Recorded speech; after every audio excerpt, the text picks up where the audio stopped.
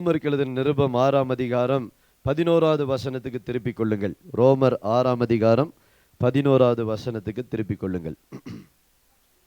அப்படியே நீங்களும் உங்களை பாவத்துக்கு மரித்தவர்களாகவும் நம்முடைய கர்த்தராகிய இயேசு கிறிஸ்துவுக்குள் தேவனுக்கென்று பிழைத்திருக்கிறவர்களாகவும் எண்ணிக்கொள்ளுங்கள். கன்சிடர் யுவர் செல்ஸ் அப்படின்னு சொல்லியிருக்கிறது. அல்லேலூயா, ஆமென்.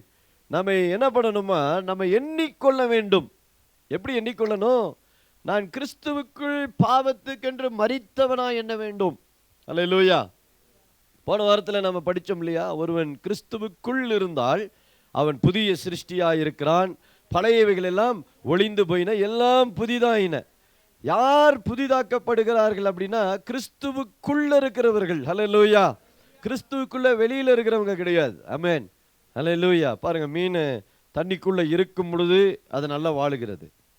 அதனுடைய ஜீவன், அதனுடைய வாழ்க்கை எங்க இருக்குன்னா தண்ணிக்கு உள்ள இருக்கிறது, தண்ணிக்கு வெளியில இல்லை. அதே போலதான் ஒரு விசுவாசியினுடைய வாழ்வு, உங்களுடைய ஆசீர்வாதம், உங்களுடைய ஜீவன், உங்களுடைய சுகம், உங்களுடைய நன்மை எல்லாம் எங்க இருக்குன்னா ஆண்டவருக்குள்ள இருக்கும் பொழுதுதான் இருக்கிறது. அல்லேலூயா. கிறிஸ்துவுக்குள், எல்லாம் சொல்லுங்க, கிறிஸ்துவுக்குள் நான் புதிய சிருஷ்டியாயிருக்கிறேன். கிறிஸ்துவுக்கு வெளியே மரித்தவனாயிருக்கிறேன். அல்லேலூயா. நீங்க எப்போ கிறிஸ்துவை விட்டு வெளியே வரீங்களோ நீங்க மரித்து போவீர்கள். நீங்கள் கிறிஸ்துவுக்குள்ள இருக்கிற வரைக்கும் அந்த கிறிஸ்து உங்களுக்கு ஜீவனாக இருக்கிறார், உங்களுக்கு மன்னாவாக இருக்கிறார், உங்களுக்கு ஆசீர்வாதமாக இருக்கிறார், உங்களுக்கு அவர் சமாதானமாக இருக்கிறார், உங்களுக்கு அவர் வெற்றியாக இருக்கிறார், உங்களுக்கு அவர் வாழ்வாக இருக்கிறார். அல்லேலூயா. எப்போ நான் கிறிஸ்துவை விட்டு வெளியே வருகிறேனோ என் வாழ்க்கை முடிந்து விடுகிறது. அல்லேலூயா. அதோடு என்னுடைய ஆவிக்குரிய வாழ்க்கையில நான் விழுந்து போகிறேன், ஜெயம் இல்லாமல் போகிறது. ஆமென். அல்லேலூயா, ஆமென். அதாவது தான் ஒரு பாட்டு. அல்லேலூயா. யாருக்கு வெற்றி அப்படின்னா கிறிஸ்துவுக்கு உள்ள இருக்கிறவங்களுக்கு தான் வெற்றி. அல்லேலூயா. கிறிஸ்தவர்களுக்கு வெற்றின்னு பைபிள் சொல்லவில்லை, கிறிஸ்துவுக்குள்ள இருக்கிறவர்களுக்கு வெற்றி. அல்லேலூயா, ஆமென். 2 கொரிந்தியர் 5:17 அது போன எடுத்து வாசிச்சுங்க, அப்புறமா நீங்க எடுத்து வாசிச்சுங்க. வசனம் அப்படிதான் சொல்லுது இல்லையா? ஒருவன் கிறிஸ்துவுக்குள்ள இருந்தால், ஆமென். எங்க இருந்தா எங்க இருக்கணும்? நம்ம கிறிஸ்துவுக்குள்ள இருக்கணும். கிறிஸ்துவுக்குள்ள இருக்கிறது அவருடைய ஜீவனை கொண்டு நான் வாழ்வது. அல்லேலூயா. யாரை கொண்டு வாழ்வது? அவருடைய ஜீவனை கொண்டு நான் வாழ்வது. அல்லேலூயா. அதாவது தான் பவுல் சொல்றாரு, கலாத்தியர் 2:20 19 20 எடுத்து வாசிப்போம். கலாத்தியர் 2:19 20 சீக்கிரமா எடுத்து வாசிங்க. கலாத்தியர், நான் நியாயப்பிரமாணத்தினாலே நியாயப்பிரமாணத்திற்கு மரித்தேன், யாருக்கென்று பிழைக்கும்படி, தேவனுக்கென்று பிழைக்கும்படி. அல்லேலூயா. போன வாரத்தில் ஞானஸ்நானம் எடுத்தவர்களை குறித்து அவங்க சொன்ன சத்தியம் என்னன்னா, நீங்க மரித்தீங்க. அல்லேலூயா. அப்ப இந்த வாரம் எத்தனை பேர் போய் திரும்ப உலகத்துக்குள்ள போனீங்க எனக்கு தெரியாது. போனீங்களா போலியான்னு தெரியாது. போயிட்டு இருக்கு, நிறைய வாய்ப்புகள் இருக்கு, போயிருக்கலாம். ஏன்னா நான் சத்தியத்தை புரிந்து கொள்ளணும்னா, நான் யாருங்கிறது தெரியலனா, நான் விட்டு வந்த காரியத்தை திரும்ப செய்ய என்ன செய்வேன்? திரும்ப நான் யாருங்கிறது முதல்ல தெரியணும். எனக்குள்ள யார் இருக்கிறாங்கிறது முதல்ல நான் அறிந்து கொள்ளணும். ஞானஸ்நானம் எனக்கு என்ன கொடுக்கிறது என்பது எனக்கு தெரியணும். நான் விசுவாசி ஆன பொழுது யார் எனக்குள்ள வந்திருக்காங்க அறிவு எனக்கு உண்டாக வேண்டும். இந்த அறிவு தான் என்னை எப்படியா வைக்கிறது என்றால் கிறிஸ்துவுக்குள்ளே வைக்கிறது. அல்லேலூயா, ஆமென். அறிவு தான் என்னை மனிதனைப் போல நடத்துகிறது. எத்தனை பேருக்கு புரியுது? அல்லேலூயா. எத்தனை புரியுதா? நான் மனிதன் என்கிற அறிவு, எனக்கு எல்லாம் செய்யக்கூடிய அறிவு, என்னால நான் இப்படிதான் வாழணுங்கிற அறிவு. இந்த அறிவு என்ன பண்ணுதுன்னா என்னை மனிதனை போல வாழ வைக்கிறது. அல்லேலூயா, ஆமென். அப்போ நம்ம யார் கூட இருக்கிறோமோ, யாரோடு நம்ம இருக்கிறோமோ அந்த மனநிலை தான் நமக்கும் உருவாகும், அந்த ஆட்டிடியூட் நமக்குள்ள வரும். அல்லேலூயா. நீங்கள் கிறிஸ்துவோடு இருந்தால், வசனத்தோடு இருந்தால், ஆண்டவரோடு இருந்தால் உங்களுக்கு ஆண்டவருடைய மென்டாலிட்டி வரும். அல்லேலூயா. நீங்கள் உலகத்தோடு, உலக மனிதர்களோடு, பாவத்தோடு, பாவ காரியங்களோடு நீங்க வாழும் பொழுது அதுதான் உங்களை தாக்குகிறது. அல்லேலூயா, ஆமென். அதனால தான் ஆண்டவர் பவுல் சொல்றாரு, நான் தேவனுக்கென்று பிழைக்கும்படி நான் மரித்தேன். அல்லேலூயா. ஞானஸ்நானம் என்பது என்ன? தேவனுக்கென்று பிழைக்கும்படி நான் மரித்து போய்விட்டேன். உலகத்துக்காக நான் மரித்துட்டேன். நான் என்னுடைய கடந்த கால பாவங்களுக்காக நான் என்ன செய்துட்டேன்? மரித்து விட்டேன். என் கடந்த கால உலக வாழ்க்கைக்காக நான் என்ன செய்துட்டேன்? மரித்து விட்டேன். மரித்தவன் இனி எப்படி பிழைக்க முடியும்? அல்லேலூயா. மரித்தவன் இனி பிழைக்க முடியாது. அதாவது 20வது வசனத்துல சொல்றாரு, கிறிஸ்துவுடனே கூட சிலுவையில் அறையப்பட்டேன். அல்லேலூயா, ஆமே. இப்ப எங்க அறையப்பட்டுட்டோம்? கிறிஸ்துவுடனே கூட சிலுவையில் அறையப்பட்டேன், ஆயினும் பிழைத்திருக்கிறேன். இந்த அறிவு நிறைய பேருக்கு இல்லை. அதனாலதான் எங்க போறானா, ஞாயிற்றுக்கிழமை கோயில் சர்ச்சுக்கு வருவான், மற்ற நாள்லாம் போய் எங்க போவான்? உலகத்துல போய் பாவத்திலேயே விழுந்து கிடப்பான். அல்லேலூயா. சனிக்கிழமை சாயங்காலம் அவனுக்கு புத்தி தெளியும், ஐயோ நாளைக்கு சர்ச்சுக்கு போகணுமே அப்படின்னு. சர்ச்சுக்கெல்லாம் போன சர்ச்சுக்கு வருவான், சர்ச்சில் வந்து நல்லா உட்காந்து வசனம் கேட்பான், பாட்டை பாடுவான், கையை தட்டுவான். இங்கேருந்து வெளியே போனோன்னா அந்த புத்தி திரும்ப எங்கே போயிடும்? அல்லேலூயா. பாருங்க, நீங்க எங்க இருக்கிறீங்களோ அதுக்கு ஏற்ற மாதிரி நீங்க என்ன செய்றீங்க? மாறுகிறீர்கள். அல்லேலூயா. அப்படின்னா உங்களால் என்ன பண்ண முடியும்? ஆண்டவருக்காக வாழ முடியும். மனுஷன் அப்படிதான் ஆண்டவர் படைத்திருக்கிறார். அல்லேலூயா. நான் பழகி கொண்டேன். எப்படி பழகி கொண்டேன்? கிறிஸ்துவோடு வாழ பழகி கொண்டேன். அல்லேலூயா. அதான் சொல்றாரு, தேவனுக்கென்று பிழைக்கும்படி. இப்ப நம்ம யாருக்கென்று பிழைக்கும்படி அழைக்கப்பட்டிருக்கிறோம்? தேவனுக்கென்று பிழைக்கும்படி அழைக்கப்பட்டிருக்கிறோம். நிறைய பேர் ஆண்டவர்கிட்ட வரும்பொழுது அவர்கள் பிழைக்கும்படியா வருகிறார்கள். ஆம பிழைக்கும்படியா வரக்கூடாது, தேவனுக்கென்று பிழைக்கும்படியா வர வேண்டும். அல்லேலூயா. நீங்க தேவனுக்கென்று பிழைக்கும் பொழுது கிறிஸ்து உங்களுக்குள்ளே பிழைக்க ஆரம்பிக்கிறார். அல்லேலூயா. கிறிஸ்து உங்களுக்குள்ளே வாழ ஆரம்பிக்கிறார். கிறிஸ்து உங்களுக்குள்ளே வாழ ஆரம்பிக்கும் பொழுது உங்களுக்குள்ள புதிய ஜீவன் உருவாகிறது. என்ன உருவாகிறது? புது ஜீவன், புது பலன். இந்த புது பலன், புது ஜீவன் உங்களை என்ன பண்ணுதுன்னா, பாவம் சாபம் என்கிற பிரமாணத்தை தாண்டி வாழ வைக்கிறது. அல்லேலூயா. ஆமென். பாருங்க, இந்த உலகத்துல புவியீர்ப்பு விசை என்று ஒன்று இருக்கிறது. கிராவிடேஷனல் ஃபோர்ஸ் அப்படின்வாங்க. ஃபோர்ஸ்னா அதை விட நமக்கு அதிக ஃபோர்ஸ் இருந்தால் தான் அந்த ஃபோர்ஸை நம்ம என்ன செய்ய முடியும்? ஓவர் கம் பண்ண முடியும். அல்லேலூயா. பாருங்க, ராக்கெட் மேல என்ன செய்யுது? பறக்குது. ஆனா நாய் மேல பறக்க முடியாது. ஆனா அந்த ராக்கெட்டுக்கு உள்ள இருந்தா நானும் அந்த ராக்கெட்டோடு சேர்ந்து என்ன செய்யலாம்? பறக்கலாம். அந்த ராக்கெட் பறக்கிறதுக்கு இந்த புவியீர்ப்பு சக்தியை விட அதிக சக்தியை அது என்ன செய்கிறது? பயன்படுத்துகிறது. அல்லேலூயா. ஒரு பந்தை, சாதாரண ஒரு பந்தை மேலே போட்டிங்கன்னா அது கீழே வந்துடும். ஏன்னா நாம் போடுற வேகம் எவ்வளவு இருக்கோ, விசையை எவ்வளவு கொடுக்குறோனோ அந்த விசை தான் அது மேலே கொண்டு போகிறது. அந்த விசை முடிந்த உடனே அது திரும்ப கீழே என்ன செஞ்சிடும்? விழுந்து விடும். ஆனால் ராக்கெட்டில் அப்படி கிடையாது. ஒரு குறிப்பிட்ட விசையை அது தாண்டி, ஒரு அட்மாஸ்பியரை தாண்டிருச்சு அப்படின்னா அதுக்கப்புறம் புவியீர்ப்பு சக்தி அங்கே வேலை செய்யாது. அல்லேலூயா. அதுக்கப்புறம் ராக்கெட் என்ன பண்ணலாம்னா தன்னுடைய சக்தியை ரொம்ப லேசாக பயன்படுத்தி மேலே போகலாம். அல்லேலூயா. அதே போலதான் பாவத்துக்கு ஒரு வல்லமை இருக்கிறது. பாவத்துக்கு ஒரு வல்லமை. இந்த பாவத்தினுடைய வல்லமை என்னன்னா, அது எல்லா மனிதனையும் தாக்கும், எல்லா மனிதனுக்குள்ள அது இருக்கும். ஆனா கிறிஸ்துனுடைய வல்லமை என்ன? உயிர்த்தெழுதலின் வல்லமை என்ன அப்படின்னா, பாவத்திலே விழுந்த மனிதனை, பாவ சக்தியினால் பிடிக்கப்பட்டிருக்கிற மனிதனை தேவனுடைய வல்லமை பெற்றுக்கொண்டு, ஆவியானவருடைய வல்லமையினாலே அவன் என்ன செய்ய முடியும்னா, அந்த பாவ பிரமாணத்தை ஜெயித்து மேலே வரும் பொழுது ஒரு குறிப்பிட்ட தூரத்துக்கு அவன் பயணம் செய்ய முடியாது. அதுக்கப்புறம் பாவத்தை அவன் மேற்கொள்கிற சக்தியை என்ன செய்யறான்? பெறுகிறான். அல்லேலூயா. எத்தனை பேருக்கு புரிஞ்சா புரியலையா? அல்லேலூயா. பாருங்க, ஃப்ளைட்டுக்கு டேக் ஆஃப் தான் ரொம்ப முக்கியம். டேக் ஆஃப் ஆயிடுச்சுன்னா பறக்கிறது ரொம்ப ஈஸி. அல்லேலூயா. டேக் ஆஃப் பண்றதுக்கு அது டபுள் இன்ஜின் தேவை. டேக் ஆஃப் ஆயிருச்சுன்னா அதனுடைய வேகம் அந்த காற்றினுடைய வேகத்தோடு என்ன செய்யும்? போக அது பழகிக்கொள்ளும். அதே போலதான் ஒரு விசுவாசி, நீங்க பாவத்தை ஜெயிக்கணும், பாவத்தை மேற்கொள்ள வேண்டும் என்ற அந்த உணர்வையும் அந்த எண்ணத்தையும் நீங்கள் பெறும் பொழுது உங்களுக்குள்ள ஆவியானவர் என்ன செய்கிறார்? கிரியை செய்கிறார். இப்ப நீங்களும் கிரியை செய்றீங்க, ஆவியானவரும் கிரியை செய்கிறார். நீங்க ரெண்டு பேரும் சேர்ந்து மேலே எழும்புறீங்க. மேலே எழும்ப இனி உங்களுடைய சக்தியே உங்களுக்கு தேவையில்லை. உங்களுக்குள்ள இருக்கிற ஆவியானவர் உங்களை நடத்த ஆரம்பித்து விடுகிறார். பாவம் இனி உங்களை மேற்கொள்வது இல்லை, சாபம் இனி மேற்கொள்வது இல்லை, வியாதியினை மேற்கொள்வது இல்லை. ஆமென். அல்லேலூயா. அதுக்கு முதல்ல நான் என்னவா இருக்கணும்? நான் என்ன டேக் ஆஃப் பண்றதுக்கு நான் ரெடியா இருக்கணும். அதாவது அவர் சொல்றாரு, எண்ணிக்கொள்ளுங்கள். என்ன சொல்றாரு? Think about your selves, consider your selves. அப்படின்னா நீங்க யாருங்கிறத புரிந்து கொள்ளுங்க. நீங்க கோழி அல்ல, நீங்க பருந்து, கழுகு. அல்லேலூயா. நீங்க கோழி வாழ்க்கை வாழ கூடாது, நீங்கள் பருந்தின் வாழ்க்கையை வாழ வேண்டும். அல்லேலூயா. ஆமென். 20வது வசனத்துல வாசிக்கிறோம், கிறிஸ்துவுடனே கூட சிலுவையில் அறையப்பட்டேன். இப்போ ஒரு விசுவாசிக்கு உண்டாக வேண்டிய எண்ணம் அப்படின்னா, ஞானஸ்நானம் என்பது என்ன? ஞானஸ்நானம் எடுத்தவங்களுக்கும் இனி எடுக்க போறவங்களுக்கும், இனி போன வாரம் எடுத்தவங்களுக்கும் எனக்கும் எல்லாருக்குமே இது பொருந்தும். என்ன அப்படின்னா, கிறிஸ்துவுடனே கூட சிலுவையில் அறையப்பட்டு விட்டேன், ஆயினும் பிழைத்திருக்கிறேன், ஆனாலும் பிழைக்கிறேன். அல்லேலூயா. நான் மரித்து விட்டேன், ஆனாலும் இப்ப பிழைக்கிறேன். இப்ப எதனால பிழைக்கிறேன் அப்படின்னா, பாருங்க, இனி நான் அல்ல. இப்ப என்ன உணர்வு உங்களுக்குள்ள வரணும்? கவனிங்க, நான் கிடையாது, இனி நான் அல்ல.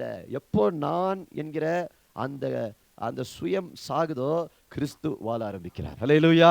நான் என்கிற நான் சாகும் வரைக்கும் கிறிஸ்து எனக்குள்ளே வாழ முடியாது. அல்லேலூயா. ஆமென். எத்தனை பேருக்கு புரியுது? புரிந்தவங்க மட்டும் அல்லேலூயா சொல்லுங்க. புரியாதவங்க ஒரு அல்லேலூயா சொல்லுங்க. பரவாயில்ல. நான் அப்படிங்கிற அந்த சுயம் சாகணும். நான் சாகணும். ஞானஸ்நானம் என்பது என்ன தெரியுமா? நான் சாவது, கிறிஸ்து எனக்குள் வாழ்வது. அல்லேலூயா. ஆமென். அதனால தான் யோவான் ஸ்நானகன் சொல்றாரு, அவர் பெருகவும் நான் சிறுகவும் வேண்டும். இன்னைக்கு நம்ம ஜபங்கள்லாம் மாறணும். பாருங்க, நிறைய பேருடைய ஜபம் ஏன் வேலை செய்யறதில்லை அப்படின்னா, உங்க சுய இச்சையை நிறைவேற்றும்படியான ஜபங்கள் இதெல்லாம். என்ன ஜபங்கள்? சுய இச்சையை நிறைவேற்றும்படியான ஜபங்கள். எப்போ சுய இச்சையை நிறைவேற்றுகிற ஜபத்தை நிறுத்திட்டு தேவ சித்தத்தின்படி ஜபிக்க ஆரம்பிக்கிறீங்களோ, உங்களுக்கு குறைவே இருக்காது. அல்லேலூயா. ஆமென். எப்ப தேவைக்காக ஜெபிக்கிறத நிறுத்திட்டு நான் ஆண்டவருக்காக வாழணும், தேவ சித்தத்தை அறியணும்னு ஜெபம் பண்ண ஆரம்பிக்கிறீங்களோ, நான் சொல்றேன், தேவனுக்காகவும் வாழ்வீங்க, உங்க வாழ்க்கையின் தேவைகளும் சந்திக்கப்படும், குறைவே இருக்காது. அல்லேலூயா. தாவீது சொல்றார், கர்த்தர் என் மெய்ப்பராய் இருக்கிறார், நான் தாழ்ச்சி அடையேன். ஆமென். அப்படின்னா எனக்கு குறைவே வராது. I shall not want. என் வாழ்க்கையில குறைவே வராது. ஏன் வராது? ஏன் வராதுன்னா, என்னுடைய மெய்ப்பர் கர்த்தர். நான் என்ன மேய்க்கிறது கிடையாது, யாரோ என்ன மேய்க்கிறது கிடையாது. நீங்க உங்களை மேய்க்கவே கூடாது. பாருங்க, செல்ஃப் ஷெப்பர்ட்ஸ் நிறைய பேர், தங்களை தாங்களே மேய்த்துக் கொள்ளுகிறவர்கள். ஆமென். அப்படி நம்ம என்ன செய்யக்கூடாது? மேய்த்துக் கொள்ளக்கூடாது. ஏன்னா என்னுடைய பிரதான மெய்ப்பராகிய இயேசு எனக்கு என்னவா இருக்கணும்? மெய்ப்பராய் இருக்க வேண்டும். அல்லேலூயா. அப்படி இருக்கும் பொழுது எனக்கு குறைவென்பதே இல்லை. அல்லேலூயா. எனக்கு குறைவென்பதே இல்லை. பாவத்தை நிமித்தம் வருகிற குறைவு. பாருங்க, இந்த உலகத்தில் வந்த குறைவெல்லாம் எது நிமித்தம் வந்தது தெரியுமா? பாவத்தின் நிமித்தம் வந்த குறைவுகள். அல்லேலூயா. ஆமென். ஆதாமும் ஏவாளும் பாவம் செய்யாமல் இருந்திருந்தால் இந்த உலகத்தில் குறைவென்பது இல்லவே இல்லை. தேவன் அவர்களை நிறைவாய் படைத்தார். தேவன் குறைவாய் எதையுமே செய்யவே கிடையாது. அல்லேலூயா. ஆமென். இன்னைக்கு நம்ம வாழ்க்கையில இன்னும் குறைவோடு இருக்கிறோம்னா இன்னும் பாவம் நம்மை ஆளுகை செய்கிறது என்ற அர்த்தம்.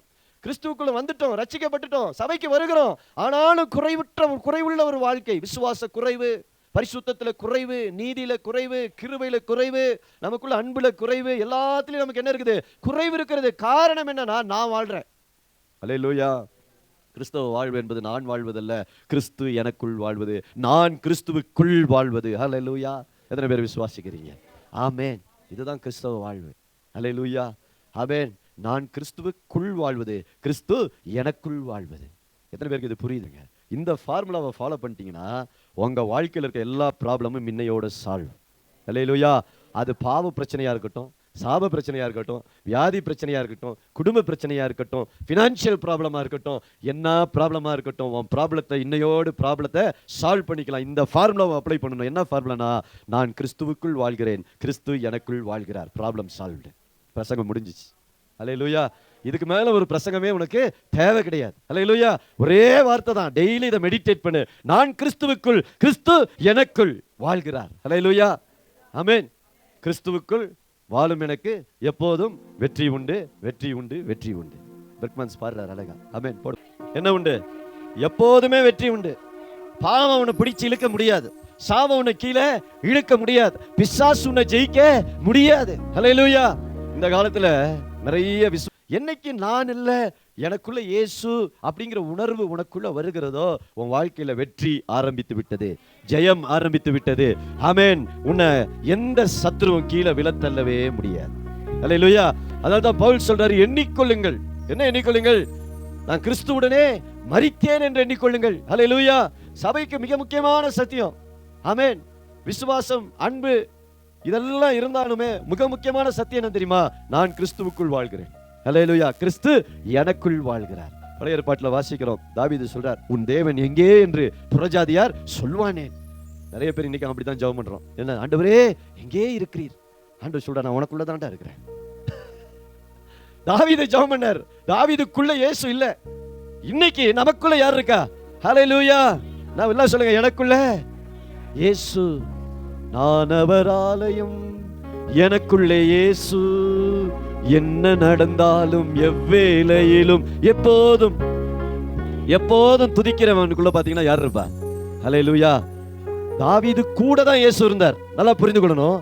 தாவீது கூட யார் இருந்தா? யார் இருந்தா? ஆண்டவர் இருந்தாரு. இன்னைக்கு நம்ம கூட இல்ல, நமக்கு சொல்லுங்க எங்க இருக்கிறாரு? உள்ள இருக்கிறார். அல்லேலூயா. வசனத்துல வாசிக்கிறோம், சமாரியா ஸ்திரீ இயேசுட்ட வரா. அவ தண்ணி மொள்ள வருகிறார். நண்பகல் வேளையில யாருமே தண்ணி எடுக்க வர மாட்டாங்க. அல்லேலூயா. யாராவது பார்த்துருக்கீங்களா? நடு வெயில்ல போய் யாராவது தண்ணி எடுக்க போவீங்களா? போக மாட்டோம். ஏன்னா பயங்கரமான வெயில், கடும் வெயில். ஆனா இந்த சமாரியா ஸ்திரீ என்ன பண்றானா, கடும் வெயில்ல நண்பகல் வேளையில, வசனத்தை வாசிங்கன்னா சொல்றாரு, யோவான் 4ஆம் அதிகாரத்துல, நண்பகல் வேளையிலே சமாரியா ஸ்திரீ எங்க வரா? தண்ணியை மொண்டு கொள்ள வருகிறாள். எங்க வருகிறா? யாக்கோபுடைய கிணறுக்கு வந்து உட்கார்றா. அப்ப இயேசு அங்க போறார். சமாரியா ஸ்திரியை அந்த சமாரியா பாதையின் வழியா இயேசு எங்க போறாரு? அங்கே இயேசு போகிறார். இப்ப இயேசு அந்த சமாரியா ஸ்திரிட்ட பேச்சு கொடுக்கிறார். என்ன பேச்சு கொடுக்கிறாருன்னா, தாகத்துக்கு கொஞ்சம் தா, தண்ணி கொஞ்சம் தா அப்படின்னு கேட்கிறார். இயேசு உண்மையா தாகம் கிடையாது. ஆனா என்ன கேட்கிறாரு? தாகத்துக்கு கொஞ்சம் தண்ணீர் தா என்று சொல்லும் பொழுது, இந்த சமாரியா ஸ்திரி நிறைய விஷயங்கள் அங்க பேசுறா. அதெல்லாம் வேண்டாம், நமக்கு டைம் இல்லை. அப்ப இயேசு சொல்றாரு, தாகத்துக்கு தா என்று நான் யார் உன்கிட்ட கேட்கிறாங்க நீ தெரிஞ்சா நீ என்ன செய்ய மாட்ட, இப்படி பேச மாட்டேன். நான் கொடுக்கும் தண்ணீரை குடிக்கிறவனுக்கோ ஒரு காலம் என்ன உண்டாகாது, தாகம் உண்டாகாதுன்னு சொல்லிட்டு அவர் பார்த்து சொல்றாரு, நீ போய் அப்ப சொல்ற, ஆண்டவரே அப்பொழுது இந்த தண்ணீரை எனக்கு நீங்க என்ன செய்யுங்க, கொடுங்க. அப்ப இயேசு என்ன தெரியுமா சொல்றாரு, இந்த தண்ணீரை நான் உனக்கு கொடுக்கணும்னா நீ போய் உன் புருஷனை கூட்டிட்டு வா அப்படிங்கிறார். அப்படிதானே சொல்றாரு. அப்புறம் அடுத்த வருஷம் வாசிங்க அதுல. எனக்கு இப்ப இயேசு சொல்றாரு, உனக்கு எத்தனை பேர் புருஷனா இருந்தா, 5 பேர் புருஷனா இருந்தா, இப்ப 6ஆவதா நீ ஒருத்தனை வச்சிருக்கிற. எத்தனை பாருங்க, இதெல்லாம் இந்த காலத்துல நடந்தது கிடையாது, அதெல்லாம் அந்த காலத்திலேயே நடந்தது தான். எத்தனாவது புருஷன், 6ஆவது ஒரு புருஷன். அவனும் இப்ப உனக்கு என்ன கிடையாது, புருஷன் கிடையாது. இப்போதும் உன் கூட இருக்கிறான் பத்தியா ஒருத்தன், அவனும் உனக்கு என்ன கிடையாது, புருஷன் கிடையாது. ஆண்டவர் சொல்றாரு, நீ உள்ளபடியே சொன்னாய். அதுக்கு அந்த ஸ்திரீ என்ன சொல்றான்னு பாருங்க, நல்லா கவனிங்க. ஏன் இதை கொண்டு வரேன்னு கவனிங்க. அப்பொழுது அந்த ஸ்திரீ அவரை நோக்கி, ஆண்டவரே நீர் தீர்க்கதரிசி என்றால் தீர்க்கதரிசியாய் காண்கிறேன். பாருங்க, இந்த பெண் she had a passion. அவளுக்கு வேற ஒரு தாகம். என்ன தாகம், வேற தாகம். இன்னைக்கு சபையில இருக்கிற நிறைய மக்களுக்கு நிறைய தாகங்கள் இருக்கு பாருங்க.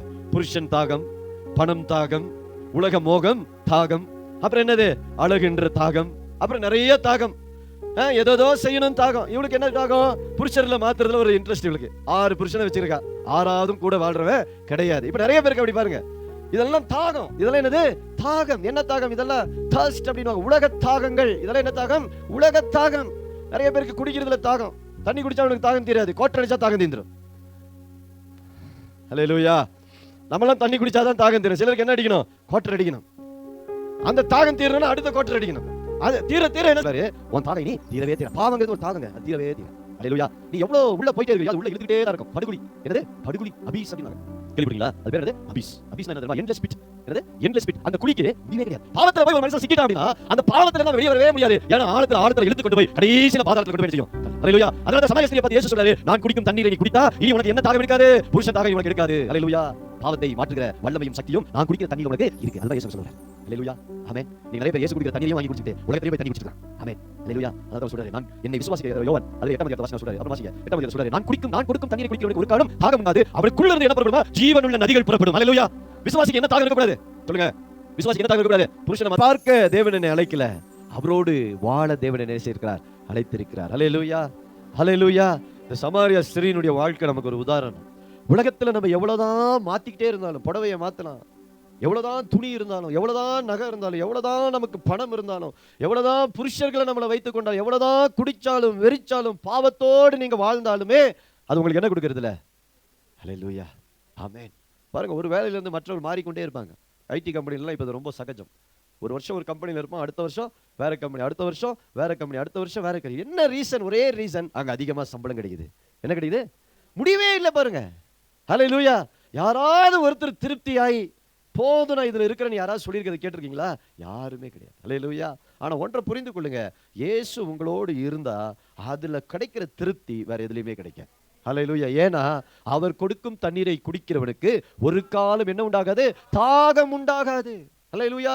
இன்னும் விசுவாசியா இருந்துட்டு நீ போய் பாவம் செய்யற, இன்னும் விசுவாசி ஆன பிறகு இன்னும் உனக்கு குடிப்பழக்கம் இருக்கு, இன்னும் விசுவாசி ஆன பிறகு இன்னும் நீ புருஷனை மாத்திட்டு இருக்கிற அப்படின்னா இன்னும் நீ இயேசுவை அறியவில்லை என்ற அர்த்தம். இயேசுவை அறிய வேண்டிய பிரகாரம் அறியவில்லை. இயேசு அறிஞ்சிருக்கிறோம், ஆனா எப்படி அறியல, அறிய வேண்டிய பிரகாரத்துல நான் என்ன செய்யல, அறியல. அறிய வேண்டிய பிரகாரத்துல நான் என்ன செய்யணும், இயேசுவை அறிய வேண்டும். ஹல்லேலூயா. அப்படி நீ அறியும் பொழுது இயேசு கொடுக்கிற அந்த தண்ணீர் உனக்குள்ள நித்திய ஜீவ காலம் ஊறுகிற ஊற்றாயிருக்குமா, உனக்குள்ள இருந்து ஜீவன் நதிகள் புறப்படுமா. ஹல்லேலூயா. நீ தாகத்துக்கு தண்ணியை தேடி நீ அலைய வேண்டாம், உனக்குள்ள இருந்து என்ன புறப்படும், ஜீவன் நதிகள் புறப்படும். இதுதான் புது வாழ்வு. என்ன வாழ்வு? It's a new life in Christ. இதுதான் கிறிஸ்து நமக்கு கொடுக்கிற புது வாழ்வு. ஹல்லேலூயா. ஆமென். வசனத்தை வாசிப்போம். ரோமர் 6ஆம் அதிகாரம் 8வது வசனத்தை வாசிப்போம். ரோமர் 6:8. ஆகையால் கிறிஸ்துவுடனே கூட நாம் மரித்தோமானால் அவருடனே கூட பிழைத்தோம் இருப்போம் என்று நம்புகிறோம். மரித்தோரிலிருந்து எழுந்த கிறிஸ்து இனி மரிப்பதில்லை என்று அறிந்திருக்கிறோம், மரணம் இனி அவரை ஆண்டு கொள்வதில்லை. ஹல்லேலூயா. பாருங்க, கிறிஸ்து மரித்தார். எதற்கு, யாருக்காக மரித்தார்? பாவிகளுக்காக கிறிஸ்து மரித்தார். பாவ மனிதனை மீட்கும்படியாக கிறிஸ்து மரித்தார். இப்ப கிறிஸ்து மரித்தார். மரித்த கிறிஸ்து மரித்தே போகவில்லை, அவர் உயிர் தெழுந்தார். அவர் என்னன்னாரு? உயிரோடு எழுந்தார். எப்படி உயிரோடு எழுந்தார் அப்படின்னா பாத்தீங்கன்னா, இனி மரணம் அவரை ஆண்டு கொள்ள முடியாது. ஹல்லேலூயா. இனி பாவம் அவரை ஆண்டு கொள்ள, இனி அவர் ஒவ்வொரு முறையும் அவர் பாவத்துக்காக மரிக்க வேண்டிய அவசியம் இல்லை. ஹல்லேலூயா. ஒவ்வொரு வாரமும் வந்து நான் என்ன செஞ்சுட்டு இருக்கிறேன்? இப்போ பாவ அறிக்கை. நிறைய சபையில பாவ அறிக்கைனே ஒரு ஜபம் வச்சுட்டான். வாரம் வாரம் வரணும், என்ன அறிக்கை பண்ணணும்? அப்போ அவனுக்கு தெரியுது வாரம் வாரம் இவன் என்ன செய்வான்? பாவம் செய்வான். வாரம் வாரம் வந்து இவன் என்ன செய்யணும்? அப்போ இது என்ன ஆயிடுச்சுன்னா, வாரம் வாரம் சிலுவையில் அடிக்கணும், வாரம் வாரம் சாகணும். அப்போ உயிர்த்தெழுதலே கிடையாது. என்ன கிடையாது? உயிர்த்தெழுதல் என்பது என்ன தெரியுமா? கிறிஸ்து இனி பாவங்களுக்காக மரிப்பது இல்லை. பாவத்துக்காக மரித்த கிறிஸ்து இனியும் பாவத்துக்காக மரிக்க வேண்டிய அவசியம் இல்லை. அவர் ஒரே தரம் பாவத்துக்காக மரித்தார், உயிரோடு எழுந்தார். ஆமென். மரித்த கிறிஸ்து, உயிர்த்தெழுந்த கிறிஸ்து இனி மரிக்க வேண்டிய அவசியம் இல்லை. அதே போலதான் விசுவாசி. ஹல்லேலூயா. எப்படி பிரதர் இப்படி வாழ முடியும்? வாழலாம். எப்போ வாழலாம் தெரியுமா? உனக்குள்ள கிறிஸ்து வந்துட்டா நீ அப்படி வாழ முடியும். ஹல்லேலூயா. நான் கிறிஸ்துவுக்குள் இருக்கிறேன், அந்த எண்ணம், that thought should overcome you. ஹல்லேலூயா. அந்த எண்ணம் எண்ணிக்கொள்ளுங்கள். அதாவது பவுல் சொல்றாரு, எண்ணிக்கொள்ளுங்கள், கன்சிடர் யுவர் செல்ஃப்ஸ். என்ன எண்ணிக்கொள்ளுங்கள்? எப்படி கிறிஸ்து பாவத்துக்காக ஒரே தரம் மரித்தாரோ, பின்பு கிறிஸ்து எப்படி உயிரோடு எழுந்தாரோ, நானும் அதே போல பாவத்துக்காக என்ன செஞ்சுட்டேன்? செத்துட்டேன் நினை அப்படிங்கிறார். அப்படி நினை அப்படிங்கிறார். அப்படி எண்ணிக்கொள் அப்படிங்கிறார். ஹல்லேலூயா. இன்னைக்கு நம்ம அப்படி எண்ணிக்கொள்றோமா? கிடையாது. இதுதான் சுயம். இது பேர் என்னது? Self righteousness. ஹல்லேலூயா. பாவத்துக்காக நான் என்ன செஞ்சிட்டேன்? மரித்து விட்டேன். எல்லாம் இப்படி நினைக்கணுமா? எண்ணுங்கன்றார். எண்ணுங்கள் அப்படின்னா ஒவ்வொரு நாளும் நம்ம ஜெபம் பண்ணும் பொழுது நிறைய பேர் நம்ம என்ன ஜெபம் பண்றோம்? அன்னாளை போல ஜெபிக்கிறீர்கள். அன்னாள் எப்படி ஜெபம் பண்ணாங்க? ஒரே டைம் தான் அழுதாங்க. நம்ம டெய்லி அழுந்துட்டு இருக்கிறோம் அன்னாள் மாதிரி. அன்னாள் எப்ப அழுதாங்க? ஒரே ஒரு முறை. எங்க போய் அழுதாங்க? தேவ சமூகத்துல போய் அழுதாங்க. அடுத்த வருஷம் திரும்ப அன்னாள் வந்து அழுகல, நன்றி சொன்னாள். ஹல்லேலூயா. ஆமென். ஆனா இங்க நம்ம வாரம் வாரம் ஆலயத்துக்கு உடனே மரித்து விட்டேன். பவுல் சொல்ற, நானும் யார் கூட மரிச்சிட்டேன்? ஹல்லேலூயா. இனி ஒவ்வொரு வாரமும் பாவம் செஞ்சுக்கிட்டு வந்து வாரம் வாரம் என்ன செய்ய வேண்டாம்? மன்னிப்பு கேட்க வேண்டாம். ஏன் அப்படின்னா, நான் என்னை எண்ணிக்கொள்ளுகிறேன். செத்த உடம்ப பார்த்து நீ காரி துப்புனா என்ன? அவனை திட்டுனா என்ன? அவன் ஏன் சொந்த உங்களை அடிப்பானா? அவனுக்கு காது கேட்குமா? இப்ப உங்களுக்கெல்லாம் காது கேட்குதே நல்லா. எப்படி? நல்லா கேக்குதே. எங்கேயோ பேசுறதெல்லாம் கேக்குதே, யாரோ பேசுறதெல்லாம் கேக்குதே. அப்படின்னா என்ன ஆகல? நானு சாகல, நான் மரிக்கவில்லை. ஹல்லேலூயா. ஆமென். நான் என்ன ஆகணும்? மரித்து போக வேண்டும். இதுதான் மரிப்பது. ஹல்லேலூயா.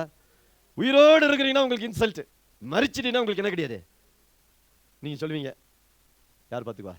அவர் பார்த்துக்குவா, போப்பா, நான் உன்னை மன்னிக்கிறேன்ப்பா. நான் நீதி நியாயத்தை பாருங்க. நான் அன்னைக்கு ஒருத்தர் வீட்டில் பேசிட்டு இருந்தேன். நீதி நியாயம் இதை பேசுறதுக்கு நம்ம அழைக்கப்படல. இதை யார் பேசுவானா? உலக மனுஷன் பேசுவா. நீதி நியாயம். சபை எதை பேச வேண்டும் என்றால் இரக்கத்தையும் கிருபையையும் பேச அழைக்கப்பட்டிருக்கிறோம். ஹல்லேலூயா. கடைசி வரைக்கும் நீங்க அப்படியே தான் பிரதர், ஒண்ணும் மறப்பது கிடையாது. ஹல்லேலூயா. ஆமென். இப்போ நம்ம என்ன பேசுறோம்? நீதி நியாயம். நான் ரைட், இவர் ராங். நான் ரைட். பைபிள் அதை பேச நம்ம அழைக்கலைங்க. உலகத்துல எல்லாம் அநீதி இருக்கும், நீ நீதிமான் தான். ஆனா உன் நீதியை பேச ஆண்டவர் கூப்பிடல, இரக்கத்தை பேச கூப்பிடுறார். ஹல்லேலூயா. திரிட்ட போய் இயேசு நீ விபச்சாரின்னு திட்டல, திட்டினாரா? சொல்லுங்க. யாரை தெரியுமா அப்படி திட்டினாரு? சபைக்குள்ள இருந்து அப்படி பண்றவனுக்கு கருத்தை திட்டினார். சபைக்குள்ள இருக்கிறவன் அப்படி தான் திட்டணும் நம்ம. ஏன்னா அவனுக்கு சத்தியம் தெரிஞ்சு அப்படி செய்யறான். வெளியில இருக்கிறவனை போய் நீ அப்படி பேசக்கூடாது. வெளியில இருக்கிறவனுக்கு நீதி தேவையில்ல, இரக்கம் தேவை. ஹல்லேலூயா. என்ன தேவை? இரக்கம் தேவை, கிருபை தேவை, அவனுக்கு அன்பு தேவை. ஹல்லேலூயா. ஆனா நம்ம விசுவாசி எப்படி இருக்கும்? வெளியில போய் தான் நீதி பேசும், நியாயம் பேசும். நம்ம நீதி நியாயம் பேசக்கூடாதுங்க. எதை பேசணும்? கிறிஸ்துவினுடைய அன்பையும் இரக்கத்தையும் தயவையும் பேச நம்ம அழைக்கப்பட்டிருக்கிறோம். ஹல்லேலூயா. ஹல்லேலூயா. எத்தனை பேருக்கு புரியுது? அப்போ கிறிஸ்து ஒரே தரம் மரித்தார், இனி அவர் மரிக்க வேண்டிய அவசியம் இல்ல. உயிர்த்தெழுந்தார். உயிர்த்தெழுந்த கிறிஸ்து இப்ப என்ன செய்யறாருன்னா ஆளுகை செய்கிறார். விசுவாசிக்குள்ள இயேசு வந்துட்டா, உங்களுக்குள்ள ஆவியானவர் வந்துட்டா, உங்களுக்குள்ள என்ன தெரியுமா நடக்குது? ஆளுகை. என்ன நடக்குது? ஆளுகை. பாவத்தின் மேல ஆளுகை, பிசாசின் மேல ஆளுகை, சாபத்தின் மேல ஆளுகை, தரித்திரத்தின் மேல ஆளுகை. காரணம், இப்ப நீங்க உங்க பலத்துல வாழல, இயேசுவினுடைய பலத்துல வாழ ஆரம்பிக்கிறீங்க. ஹல்லேலூயா. அதனாலதான் பவுல் சொல்றாரு, இனி வாழ்வது நான் அல்ல, என்னில் இயேசுவை வாழுகிறார். கிறிஸ்துவை விசுவாசிக்கிற விசுவாசத்தினாலே நான் வாழ்கிறேன். இல்ல வசனத்தை வாசிங்க, 2:20 சீக்கிரம். இப்போது பாருங்க, கிறிஸ்துவை படித்திருக்கேன், இப்ப மாம்சத்தை படிச்சிருக்கேன். இப்ப நான் பாருங்க, நிறைய பேர் நினைக்கிறாங்க பரலோகத்துக்கு போனா தான் இதெல்லாம் நடக்கும். அப்படி கிடையாதுங்க. பரலோகம் பூமியிலே நீங்க பரலோக வாழ்க்கை என்ன செய்ய முடியும்? வாழ முடியும். நிறைய பேர் சொல்றாங்க, தேவனுடைய ராஜ்யம் மாம்சத்துல இருந்தாலும் எனக்குள்ள என்ன இருக்குன்னா தேவனுடைய ராஜ்யம் இருக்கு. அல்லேலூயா. என் குடும்பம் தேவனுடைய ராஜ்யம், விசுவாசிங்க. சபை பரலோக ராஜ்யம், தேவனுடைய ராஜ்யம், விசுவாசிங்க. எத்தனை பேருக்கு புரியுது? புரியுதா புரியலையா? உனக்குள்ளே தேவனுடைய ராஜ்யம் இருக்கிறது. பவுல் சொல்றாரு, இப்பொழுது மாம்சத்தில் பிழைத்திருக்கிறதோ. இப்ப மாம்சத்துல பிழைத்திருக்கிறேன். அல்லேலூயா. எப்படி பிழைக்கிறேன்? வாசிங்க. என்னில் அன்பு கூர்ந்து எனக்காக தம்மை தாமே ஒப்பு கொடுத்த தேவனுடைய குமாரனை பற்றும். ஹல்லேலூயா. பரலோகத்துக்கு போற வரைக்கும் நான் எப்படி வாழணும்னா தேவனுடைய குமாரனை பற்றும் விசுவாசத்தினாலே வாழ வேண்டும். ஹல்லேலூயா. எப்படி வாழணும்? விசுவாசத்தினாலே வாழ வேண்டும். யாரை பற்றும்? விசுவாசத்தினாலே. தேவனுடைய குமாரனை பற்றும் விசுவாசத்தினாலே. ஹல்லேலூயா. ஆமென். யாரை பற்றும் விசுவாசம்? தேவனுடைய குமாரனை பற்றும் விசுவாசம். பாருங்க, ஒரு விஷயத்தை சொல்றேன் இந்த விசுவாசத்துக்கு சொல்லி முடிப்போம். எகிப்திலிருந்து இஸ்ரவேல் ஜனங்கள் எல்லாம் புறப்பட்டு வந்துட்டார்கள். எல்லாம் எதனால மீட்கப்பட்டார்கள்? எதனால மீட்கப்பட்டார்கள்? இப்போ எல்லா ஆட்டுக்குட்டியின் ரத்தத்தினாலே, பஸ்காவினாலே மீட்கப்பட்டு 30 லட்சம் ஜனங்கள் வராங்க. ஆனா எத்தனை பேர் உள்ள போனா? 2 பேர் தான் உள்ள போனாங்க. ஏன் தெரியுமா? அத்தனை பேரும் வனாந்திரத்துல விழுந்து போனார்கள். வனாந்திரத்துல மீட்கப்பட்டவர்கள் எப்படி வனாந்திரத்துல விழுந்து போக முடியும்? மீட்கப்பட்டவர்கள் தான், ரத்தத்தினாலே மீட்கப்பட்டவர்கள். அத்தனை பேர் எங்க விழுந்து போனா? ஹல்லேலூயா. சபையில இருக்கிற அத்தனை பேரும் மீட்கப்பட்டவர்கள் தான். ஆனா அத்தனை பேரும் பரலோகத்துக்கு போவானா அப்படின்னா அது உங்க கையில தான் இருக்கு. இனி இயேசுனுடைய கையில கிடையாது. இயேசு உங்களை மீட்டுட்டார். இப்ப தேவனுடைய ராஜ்யத்துக்குள்ள பிரவேசிக்கிறது யார் கையில இருக்கு? உங்கள்ட்ட இருக்கு. உங்க விசுவாசம், உங்க நீதி. இப்ப யாரை பற்றும் விசுவாசத்தினால வாழணும்? அவர்கள் எந்த நீதியில வாழ்ந்துட்டாங்க தெரியுமா? திரும்ப எகிப்தை பார்த்தான். திரும்ப எதை பார்த்தா? உலகத்தை பார்க்கறான். இப்ப நம்ம ஆண்டவருக்குள்ள வந்துட்டு திரும்ப எதை எட்டி பார்க்கிறோம்? உலகத்தை எட்டி பார்க்கிறோம். உலக பொருளாதாரத்தை எட்டி பார்க்கிறோம். கொஞ்ச நாள் அவனுக்கு உணவு இல்லைன்னு சண்டை முறுமுறுக்கிறான். என்ன பண்றான்? முறுமுறுப்பு. 10 நாள் வேலை இல்லைன்னா நம்ம ஆளு சோர்ந்து போயிடுவான். இயேசு இருக்கிறாரா? சபையில பாஸ்டர் சொன்னதெல்லாம் உண்மையா? சோர்ந்து போயிடுறான். உண்மையா இல்லையா? அல்லேலூயா. கையில காசு இல்லைன்னா சோர்ந்து போயிடுறான். நான் ஜெபம் பண்றேன், ஒரு விஷயம் நடக்கல, சோர்ந்து போயிடுறான். உடனே வேற எங்கேயாவது ஏதாவது நடக்குமா, வேற எங்கேயாவது அற்புதம் நடக்குமா ஓடி போறான். புரியுதா உங்களுக்கு? இப்படிதான் கானான்ல இருந்து கானானுக்கு போக வேண்டியவர்கள் வனாந்திரத்தில் விழுந்து போனார்கள். எங்க போக வேண்டியவங்க? சபையில கூட்டம் இருக்கிறது முக்கியம் கிடையாது. அல்லேலூயா. எப்போதும் ஒண்ணு புரிந்து கொள்ளுங்க, சபை நிரம்புறது நல்லது. நிறைய ஆத்துமாக்கள் நமக்கு வேணும், ரட்சிக்கப்படணும், நல்லது. ஆனா இந்த பயணத்துல தேவனுடைய குமாரனை பற்றும் விசுவாசத்துல தான் நம்ம பிழைக்கணும். அல்லேலூயா. எதுல பிழைக்கணும்? தேவனுடைய குமாரனை பற்றும் விசுவாசத்துல தான் பிழைக்கணும். அல்லேலூயா. ஆமென். மனுஷன் அப்பத்தினால் மாத்திரமல்ல, தேவனுடைய வாயிலிருந்து புறப்படும் ஒவ்வொரு வார்த்தையினாலும் பிழைப்பான். வார்த்தையில பிழைக்கிறவங்களா பாருங்க. தாமதம் ஆகட்டும், ஒண்ணும் பிரச்சனை கிடையாது. ஆபிரகாமுக்கு ஆண்டவர் 75 வயசுல வாக்கு பண்ணார், உனக்கு ஒரு குமாரனை கொடுப்பேன் என்று. 100 வயசுல தான் குழந்தையை கையில பெற்றான். அதுக்காக ஆபிரகாமுக்கு விசுவாசம் இல்லைன்னு அர்த்தமா? கிடையாது. ஆபிரகாம் விசுவாசத்துல கிரியை செய்யலன்னு அர்த்தமா? இல்ல. விசுவாசம் பூரணமாகும் பொழுது குழந்தையை தேவன் கொடுத்தார். ஆமென். காலம் நிறைவேறின பொழுது தேவன் அதை கொடுக்க சித்தமாயிருந்தார். ஹல்லேலூயா. ஜெபம் என்பது நான் என் விருப்பத்தை தேவனிடத்தில் திணிப்பதல்ல, தேவனுடைய சித்தத்தை என் வாழ்க்கையில் பெற்றுக்கொள்வதுதான் ஜெபம். அப்படியே நீங்களும் உங்களை பாவத்துக்கு மரித்தவர்களாகவும் நம்முடைய தேவனுக்கு என்று பிழைத்திருக்கிறவர்களாகவும் எண்ணிக்கொள்ளுங்கள். 12வது வசனம். ஆகையால் நீங்கள் சரீர இச்சைகளின்படி பாவத்திற்கு கீழ்ப்படியத்தக்கதாக சாவுக்கு எதுவான உங்கள் சரீரத்தில் பாவம் ஆளாதிருப்பதாக. 2வது என்ன சொல்றாரு? பாவம் உங்க சரீரத்தில் நினைச்சதா ஆளுகை செய்ய அனுமதி கொடுக்காதீங்க. நீங்க தான் அனுமதிக்கிறீங்க. We give permission. ஹல்லேலூயா. பாவம் ஆளுவதற்கு நான் என்ன செய்றேன்? பர்மிஷன் நான் தான் கொடுக்கிறேன். உங்க வாய்க்குள்ள என்ன போறீங்க? யார் தீர்மானிக்க? வாட்டில தீர்மானிக்கறானா? யார் தீர்மானிக்கறா? நீங்க தான் தீர்மானிக்கிறீங்க. உங்க மனைவி தீர்மானிக்கறா? சோற உருட்டி வந்து இதாருக்கு தின்னு சொல்லி உருட்டியா போறாங்க. எது வீட்ல நடக்குது? எப்படி கிடையாது? நான் தான் தீர்மானிக்கிறேன் என்ன போகணும். அதே மாதிரி தான் இந்த சரீரத்துல எது ஆளுகை செய்ய வேண்டும் என்பதை நான் தான் தீர்மானிக்கிறேன். பாவம் ஆளுகை செய்யறத நீங்க தான் அனுமதி கொடுங்க. ஹல்லேலூயா. ஆமென். சிலர் பையில போட்டு பையணும். அவனால நிறுத்தவே முடியாது. நீ தான் போற, நீ தான் பழகுற. பொய் பேசுறவங்க, திருடனவங்க கையும் சொரிஞ்சவங்க கையும் சும்மா இருக்காதுன்னு சொல்லுவாங்க. சொரிஞ்சு பழகிட்டா எங்க போனாலும் அவனுக்கு இப்படிதான். என்னது? அன்னைக்கு ஒரு குரங்க பார்த்தேன். ஆமா, அந்த குரங்கு என்ன பண்றீங்க? உடனே பையனை கேட்டேன், என்னடா அது உண்மையே சொரியுது அப்படின்னு. புரிஞ்சா உங்களுக்கு? நம்ம தான் என்ன செய்யறோம்? சொரிஞ்சு பழகிட்டோம். சொரிஞ்சு பொது இடத்துல சொரிஞ்சு என்ன சொல்லலாம், சொறி எடுத்தாலும் சொரியாம இருக்க நான் பழகிக்கும். அல்லேலூயா. அது எந்த இடம் இல்ல. அல்லேலூயா. அதுக்கு ஸ்டைலா நம்மள மாதிரி பண்ணிக்கிட்டா கொஞ்சம் மரியாதையா இருக்கும். திருடனவன் கை பாத்தீங்களா, பென்சில் இருக்கும், அவன் வீட்டுல எல்லாமே இருக்கும். ஆனா இவன் என்ன பண்ணிட்டான், திருடி பழகிட்டான். இப்ப எதை பார்த்தாலும் எடுத்து பாக்கெட்ல போடணுன்றது அவனுடைய. இதை எப்படி மாத்துறது? அவனுக்கு மாத்திரை கொடுப்போமா?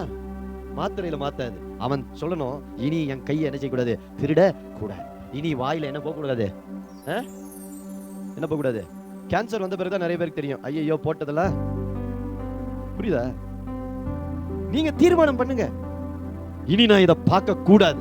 போன எடுத்தோடனே சொல்றாரு, பாவம் எது ஆகக்கூடாதான். ஆகையால் நீங்கள் சரீர இச்சைகளின்படி பாவத்துக்கு கீழ்ப்படியாதீங்க. பாவத்தை கீழ்ப்படியாதீங்க. Don't obey sin. பாவத்துக்கு என்ன செய்யுங்க, வேண்டாம்னு சொல்லுங்க. விசுவாசிகள் நோ சொல்ல கத்துக்கணும். என்ன சொல்ல கத்துக்கணும்? No thank you. சில வீட்ல பண்ணுங்க, யாராவது உங்க கட்டாயப்படி வற்புறுத்தி பாவத்தை மட்டும் ஃப்ரீயா கொடுப்பான். சாப்பாடு வாங்கி கொடுத்தா வாங்கி கொடுப்பான். அங்க கொஞ்சம் அது வாங்கி கொடுத்தா உடனே வாங்க போலாம். நான் வெச்சு அதான் சொல்றேன். அல்லேலூயா. ஃப்ரீயா கொடுப்பான். உடனே என்ன சொல்லுங்க? No thank you. அல்லேலூயா. ஆமென். புரியுதா? என்ன புரியுது? பாருங்க, பைபிள் சொல்லுது, பாவத்துக்கு கீழ்ப்படியத்தக்கதாக சாவுக்கு ஏதுவான உங்கள் சரீரத்தில் பாவம் என்ன செய்யக்கூடாது, ஆளுகை செய்ய கூடாது. அல்லேலூயா. ஆமென். டிவில என்ன பார்க்கணும் நீங்க தீர்மானம் பண்ணுங்க. டிவில வரதெல்லாம் பார்க்கணும் என்ன தேவை இல்ல. என்ன பார்க்கணும், என்ன தேவை உங்களுக்கு? இத பார்க்கிறதுனால எனக்கு என்ன நல்லது, என்ன கெட்டது ஆராய்ந்து பாருங்க. அத மீறி தேவைனா பாருங்க, தேவையில்லை கட் பண்ணுங்க. இது யாருடைய கண்ட்ரோல் இருக்கு? இதுக்காக நீங்க போய் முட்டி போட்டு உபவாசம் பண்ணி வந்து அடுத்த நாள் பாவம். நான் சொல்றேன், எழுதி வச்சுங்க. நீங்க உபவாசம் போறது நல்லது. ஆனா இதெல்லாம் யாருடைய ஆளுகை தேவன் கொடுத்திருக்கார்? எனக்குள்ள அந்த ஆளுகை தேவன் கொடுத்து. நோ சொல்லுங்க, தேவையில்லை. இது என் பிரேயர் டைம். இந்த டைம்ல என்ன செய்ய மாட்டேன், வீணா போக மாட்டேன். எந்த ஃப்ரெண்ட் வந்தாலும் என்ன செய்யல, பார்க்க போறதுல டிசைட் பண்ணுங்க. அந்த அதிகாரம் உங்களுக்கு ஆண்டவர் செய்கிறார், கொடுத்திருக்கிறார். ஹalleluya. ஒரு விசுவாசி உங்களுக்கு தேவன் ஆளுகையை கொடுத்திருக்கிறார். ஒரு விசுவாசி தேவன் உங்களுக்குள்ள அந்த வல்லமையை தேவன் செய்திருக்கிறார், வைத்திருக்கிறார். ஹalleluya. இப்படி ஓட பழகுங்க, இப்படி வாழ செய்யுங்க, பழகுங்க. நீ இப்படி வாழும்போது உங்க வாழ்க்கையில என்ன இருக்கும், வெற்றி இருக்கும். சமாரியா ஸ்திரீக்கு வாழ்க்கையில ஒரே நாள் வெற்றி வந்தது. இயேசு கொடுத்த தண்ணீரை குடித்தாள், அவளுடைய தாகம் எல்லாம் தீர்ந்துச்சு, ஜெயத்தை பெற்றுக்கொண்டார். ஹalleluya. பொருளாதாரம் பெரிய விஷயமே கிடையாதுங்க. நிறைய பேர் காசு பெரிய விஷயமே கிடையாது. இயேசு முதல்ல இயேசு எதை பத்தி நம்ம கவலைப்படுறாரு, ஆத்மாவை குறித்து கவலைப்படுறாரு. ஹalleluya. ஆத்மா ரெடி ஆயிடுச்சுனா எல்லாமே ரெடி. ஹalleluya.